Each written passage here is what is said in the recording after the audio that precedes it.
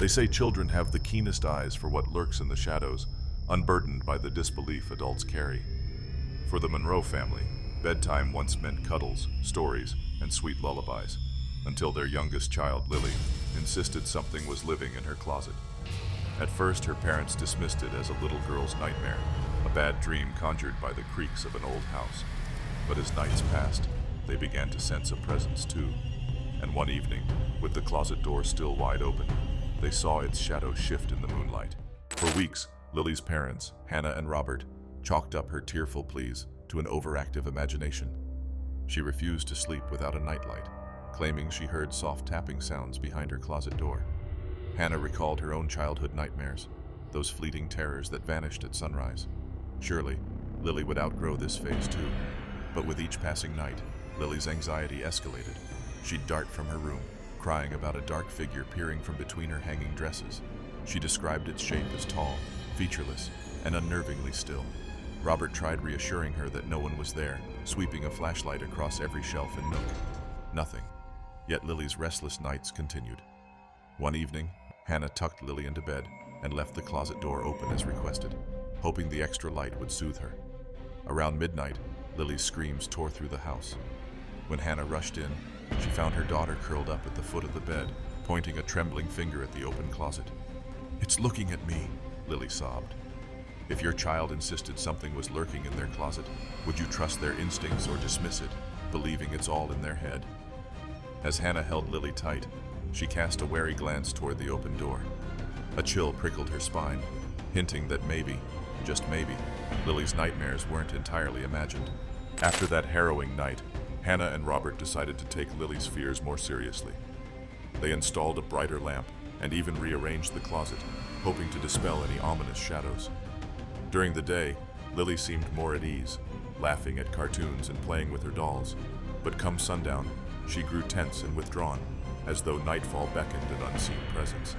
That weekend, Hannah called in a handyman to check the closet's interior. Maybe loose floorboards or drafts were creating eerie effects. Nothing unusual turned up, yet Lily insisted the shadow sometimes flickered along the walls. Robert, ever the skeptic, placed a baby monitor in the room to capture any sounds during the night. The recordings offered faint clicks and muffled noises, but no clear explanation. One evening, Lily drew a crayon picture, a hulking black silhouette, featureless, looming near a small figure in bed. "It doesn't talk," she whispered, showing the drawing to Hannah. "It just watches." Faced with eerie evidence from a child, would you investigate every possibility for a real threat, or try to soothe them with reassurances and bedtime stories? Though shaken by Lily's drawing, Hannah and Robert tried to remain calm, each harboring the nagging thought that a child's imagination could be powerful. Still, they couldn't ignore how heavy the air felt at night, as if something lingered just beyond the corner of their vision. To reclaim a sense of normalcy, Hannah and Robert established a routine: dinner, a short family game, and reading Lily's favorite story before bed. The new schedule brought a semblance of peace, until Lily's whimpers began again, just past midnight. This time, however, her cries had a different quality: hushed terror, the kind that froze Hannah's heart in her chest. Hannah crept down the hallway to Lily's room, keeping lights off to avoid spooking her more. Through the crack in the door, she heard a faint, rhythmic sound, a scraping, almost like nails dragging along wood. Carefully peering inside, she saw Lily crouched against the headboard, eyes locked on the closet. And then Hannah's breath caught in her throat. Though the closet door stood wide open, a dark outline, taller than any coat inside, shifted along the back wall. For a fleeting second, it seemed to detach from the hangers, almost floating. With a rush of adrenaline, Hannah flicked on the overhead light. Instantly, the shape vanished. Lily collapsed into her mother's arms, sobbing. No longer able to dismiss her daughter's accounts, Hannah woke Robert. They conducted a thorough search of the closet, the hallway, even the attic above, but found nothing amiss. Yet Hannah knew what she saw.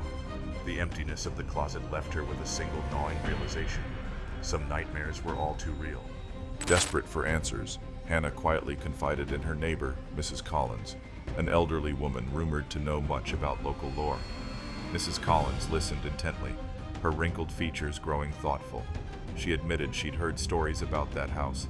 Nothing specific, just whispers of strange occurrences over the years. Dark corners invite dark things, she said with a grave nod.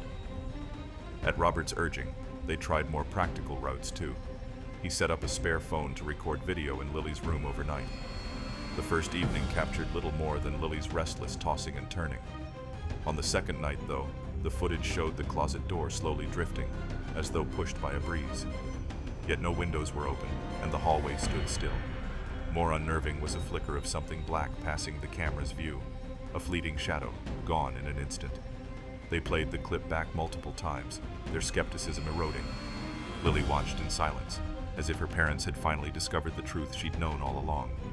Even so, Hannah hesitated to label it as paranormal, clinging to the hope of a rational explanation.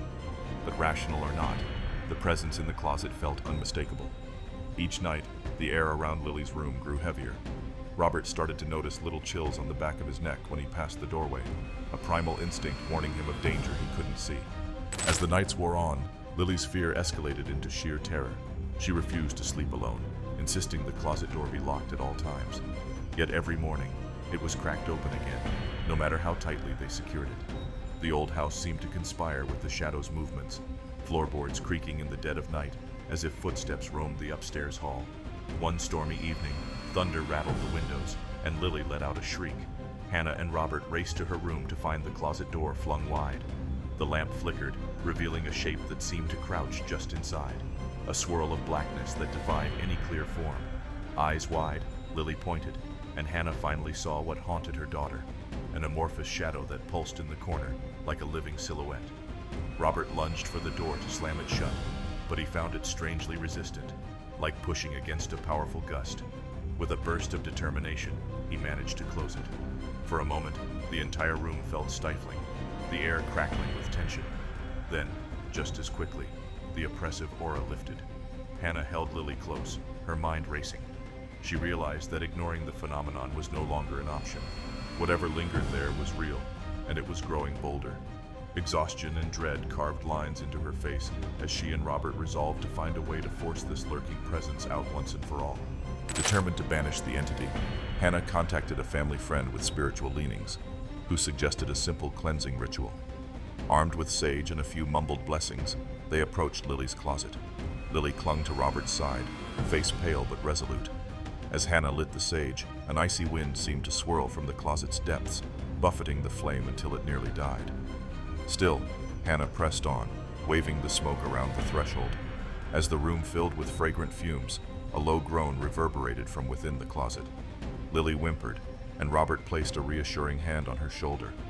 The door rattled, hinges squeaking, as if something inside fought to remain hidden. Gathering courage, Hannah pushed the closet door fully open, letting the light flood every corner. The shape began to manifest, a contorted shadow, trembling in the glare. Hannah recited words she barely understood, entreaties for peace and protection. The air grew thick, pressing on them from all sides. Then, with a jolt of finality, the shadow recoiled. It stretched unnaturally across the wall before retracting into the farthest corner and dissolving into darkness. An almost palpable sigh swept through the room. The rattling ceased, and for a moment the entire house felt lighter, as if released from a tight grip. Lily stepped forward, peering into the now empty closet. Though fear still lingered in her eyes, relief blossomed on her face. Whatever dwelled there was gone, or at least banished to a place where it could no longer harm them. Thank you for joining us on this chilling journey into the Monroe household's darkest corners. Would you have confronted the shadow or locked the closet forever to keep its secret hidden? Let us know in the comments below. And if this story left you double-checking your own closet doors, remember to hit like, share, and subscribe to Dare to Listen for more tales that dare you to peek behind the veil of the ordinary. Because sometimes the things we dismiss as nightmares are already waiting in the open.